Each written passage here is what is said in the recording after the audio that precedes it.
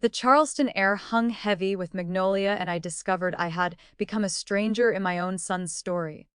72 years of living, 34 years of building an empire from blueprint to reality. And here I sat in a cramped servant's quarters while my life's work celebrated without me. Through the swinging kitchen door, I could see Lucas adjusting his platinum cufflinks, the ones I'd given him for his Harvard graduation.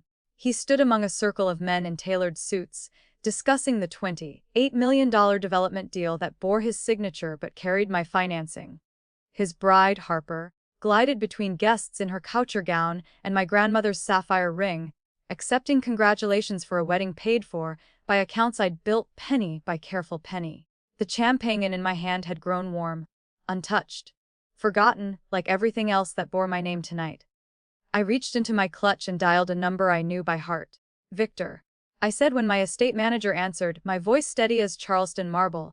Cancel the Riverside development. All of it. Tonight. The silence on the other end stretched like a held breath before he replied. Understood, Mrs. Hayes. I closed the phone and sat back in my assigned chair, wedged between catering supplies and the constant slam of the service door. Outside, they were toasting to a future they believed was already secured. Inside this cramped, overheated room, I was just beginning. I was 38 when Robert died, leaving me with a mortgage, a 4-year-old boy, and dreams I'd packed away in tissue paper like wedding china. No insurance windfall. No family trust fund. Just a dining room table that doubled as a drafting board and an interior architecture degree I'd barely used since Lucas was born. Those early years blurred together in a symphony of pencil shavings and ringing phones. I'd spread blueprints across the breakfast table, moving cereal bowls to make room for floor plans, while Lucas napped on the couch to the soundtrack of client calls and contractor meetings. Mama's magic folder, he called my leather portfolio, the one that held contracts and dreams in equal measure. Every time I zipped it closed, he'd ask if it meant money for groceries. By his high school years, Hayes & Company had grown into something Charleston society recognized. Magazine features. A staff of 15. A studio overlooking the Ashley River where Lucas would stop after soccer practice, tracking mud across imported marble while pointing at sketches pinned to design boards. This is going to be ours someday, isn't it, Mama? He'd say, and I'd smile, believing we were building a legacy together. I was wrong about many things in those days, but I was especially wrong about Harper. She arrived in Lucas's life like a perfectly staged photograph, sharp, edged ambition wrapped in designer silk and old Charleston charm. I tried to welcome her, tried to see past the way she cataloged everything in my home with appraising eyes, the way she spoke about dating the Hayes brand, before she'd even understood what we'd built.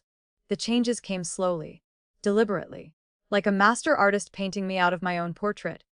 My signature wallpaper collection was quietly rebranded. Company brochures featured glossy photographs of Harper and Lucas at construction sites, while my image disappeared from marketing materials like Morning Mist. The annual Legacy Brunch, an event I'd founded to celebrate women in Charleston business, sent invitations to board members, investors, even our junior designers. Somehow, mine never arrived. Marketing oversight, they'd say when I inquired, with smiles that never reached their eyes. Meetings were scheduled around my calendar. Clients I'd cultivated for decades began speaking of Lucas as if he'd conjured the company from thin air.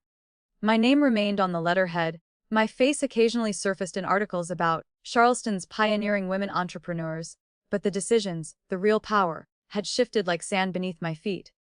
Loss, I learned, doesn't always announce itself with thunderclaps. Sometimes it creeps in quietly, rearranging the furniture of your life until you no longer recognize the room. 2 weeks before the wedding, Harper's assistant called my estate manager with the kind of breezy confidence that made my spine straighten. She rattled off a list of items.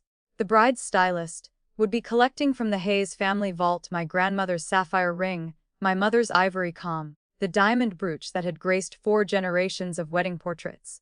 Mrs. Hayes already approved the selections.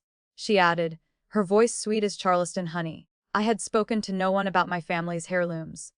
Ruth, my estate manager, brought me the message with a look that could have cut glass. Should I tell them there's been a mistake? No, I said, setting down my tea with deliberate calm. Let them take what they believe they're entitled to. Sometimes people show you exactly who they are when they think you won't stop them. That night, I imagined Harper in front of her mirror, turning her head to catch the light on my mother's calm, sliding my grandmother's ring onto her finger like it had been waiting for her all along. I let the picture settle in my mind, filing it away with all the other useful information I'd been collecting. Knowledge, after all, is just another form of currency. On the wedding day, while guests sipped champagne on the lawn, Harper posed for photographs in the bridal suit. The ring caught the light as she extended her hand for the camera. The calm gleamed against her upswept hair. Ruth appeared in the doorway, impeccable in her navy suit, voice calm as still water. Mrs. Hayes requests the immediate return of all heirloom items from her personal vault. Harper's laugh tinkled like breaking crystal.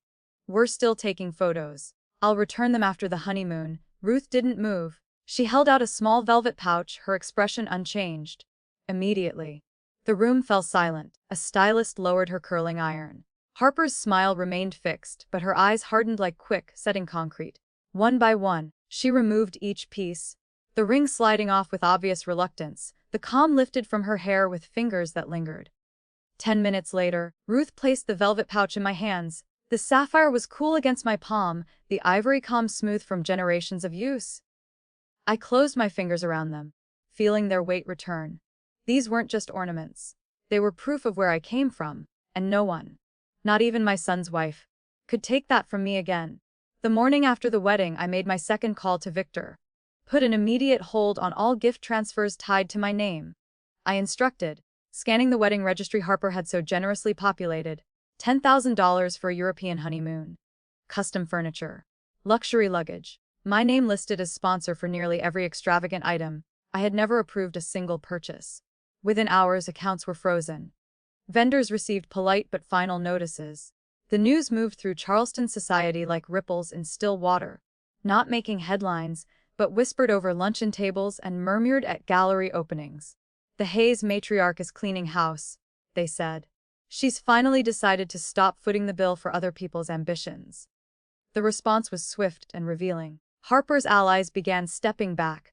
Invitations with her name printed in gold suddenly went unmailed. A charity event where she was scheduled to appear was postponed due to scheduling conflicts, no one believed. In Charleston society, people align themselves with stability. Stability had just changed hands. That evening, I sat in my library, the only room in the house where light had always fallen in my favor. Ruth entered with a thin folder and placed it on my desk. "These are the people who called today," she said. "These are the ones who asked about you first, not the company." I scanned the names. Some expected, a few surprising. The list was shorter than it would have been a year ago, but every name on it was worth keeping. "And the others?" I asked. Ruth's smile was slight but telling. "The others have shown us exactly who they are." I folded the list and placed it in my desk drawer. Tomorrow, there would be more decisions to make, more boundaries to establish. Lucas would eventually come to me.